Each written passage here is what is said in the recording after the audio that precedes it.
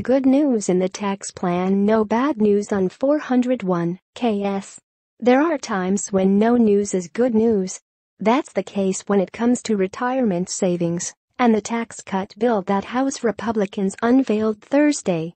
Earlier, it looked as if Republicans would propose to sharply reduce the tax-deductible amount that 49 million American workers can contribute to their 401(k) plans and similar tax-deferred retirement accounts, while sharply increasing the amounts they could put into nondeductible Roth accounts.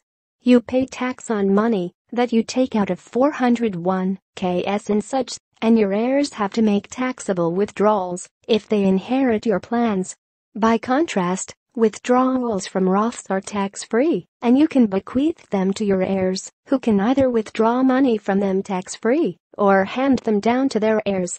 Reducing 401(k) deductions would have been a particularly heartless accounting gimmick, making retirement saving more expensive for tens of millions of working people by reducing their tax deductions to help cover the cost of eliminating the estate tax. No, it's not a death tax that 99.8% of estates escape and only about $5,400 a year pay.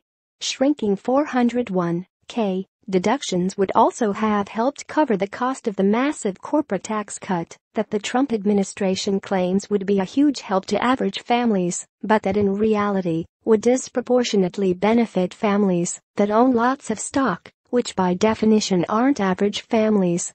Yes, I know I'm revisiting the topic I wrote about only a few days ago, which is something that I rarely do. But I think it's important to follow up on this topic, especially because what I feared doesn't seem to be happening. I have lots of problems with many aspects of this legislation, which is going to harm people like me who live in suburban New York City, where real estate values, real estate taxes and state income taxes are far higher than in most parts of the country. But at least for now, Republicans aren't messing around with retirement plans, probably because they feared an uproar when average non-government employees, very few of which are covered by pension plans, figured out that they were being trashed by having retirement savings tax deductions reduced. Republicans were probably also getting heat from Wall Street, which would collect fewer fees if less money went into 401(k) plans than currently projected. I'll try to keep an eye on developments and will let you know if 401(k) changes and such are being snuck back into the tax cut legislation, which I refuse to call tax reform legislation. What can I tell you? I'm a recovering English major who has learned about business and finance and taxes on the job, not by taking courses in them. To me, a tax on 0.2% of estates isn't a death tax, and inflicting tax increases on parts of the country that don't reliably vote Republican and cutting them elsewhere isn't tax reform. So there you have it.